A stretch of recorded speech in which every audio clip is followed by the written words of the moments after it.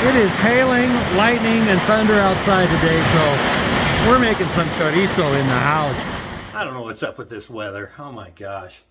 And now it's looking a little better, but I'm not cooking outside today, like I said. Recently I made a batch of chorizo and egg burritos, breakfast burritos, and I had mentioned that, you know, if you can't find chorizo in the store, maybe you should just make it at home. And maybe I should do a video on how to make chorizo. So here it is. I'm going to show you how to make chorizo. And see, that's what it looks like. Looks like chorizo. Now this is ground pork. No lymph nodes, no salivary glands, just ground pork butt. I use the pork butt instead of pork shoulder. You can use either one. And, you know, like salivary glands and lymph nodes, I have seen those ingredients in like beef chorizo. Usually pork is usually just pork, ground pork. So there you go. Let me show you how I make this. And then I'll fry up an egg and some chorizo, make a little burrito and see how it tastes. All right, check this out. It's very simple. This weather is so crazy. Anyway, I've got what I've got here is part of a pork butt. That's about 2.5 pounds. So I'm going to cut this up and then run it through my grinder. You can use ground pork if you want, but since I have this part of a pork butt, I'm going to grind it up, and I'll be right back. So here's the spices for the chorizo mix, and this is for 2 pounds. I have a little over 2 pounds, but I added a little extra, but the ingredients are for 2 pounds. If you have 1 pound, cut them in half, right? So I've got 8 tablespoons of paprika. 3 of these tablespoons here has dried paprika in it. I ran out, so I'm just using regular. I wanted a little smoky flavor in there. So obviously I need to smoke some more paprika.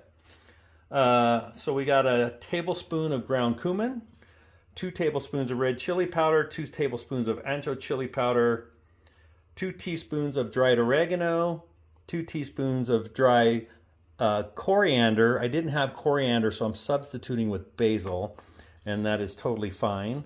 A teaspoon of kosher salt, 2 pinches of cinnamon. I just used 1/8 of a teaspoon of cinnamon right there. Once a pinch of cloves, but you know, I've got 2 cloves. I got 4 cloves of garlic here. This is actually a tablespoon of garlic, which will make up for the missing of the clove. It's not going to be that big of a deal. So that's the seasoning. Oh, and I have 2 tablespoons of distilled white vinegar, which I need 2 more. I need 4 tablespoons. So what is that, a 1/4 cup? Yeah, 4 tablespoons, 1/4 cup. So I'll get some more distilled white. You cannot substitute apple cider or white wine vinegar. You got to use distilled white. So 4 tablespoons, not 2. All right, we're going to mix this into the pork. Okay, so here I have my fresh ground pork. You can buy ground pork already, but you know, when you grind it yourself, you know what's in it, right? So now we just add all of the seasonings in here. You can mix all of these together in a bowl, but just to show you what all was in it. So we're going to add all of that in there. And we corrected 2 tablespoons to 1/4 cup of distilled white vinegar. Okay, then you just want to mix it up with your hands. I do obviously have a glove on. Get this mixed in real well.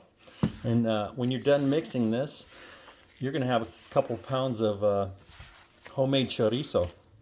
And this is for, you know, like I mentioned, this is for the people that think that chorizo only has salivary glands and lymph nodes and stuff like that in it.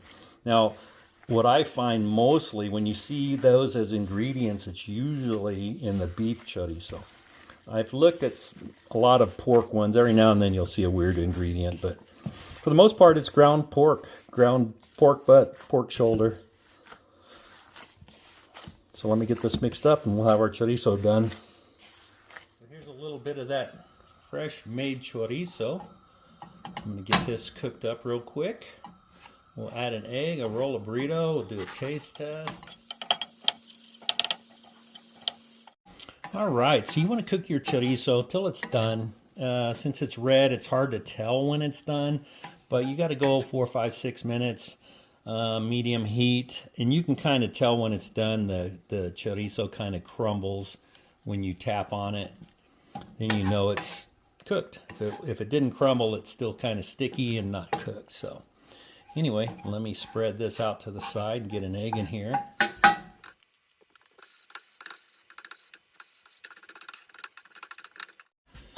This amount of chorizo, I need another egg. Put another egg in there. Had more in there than I thought.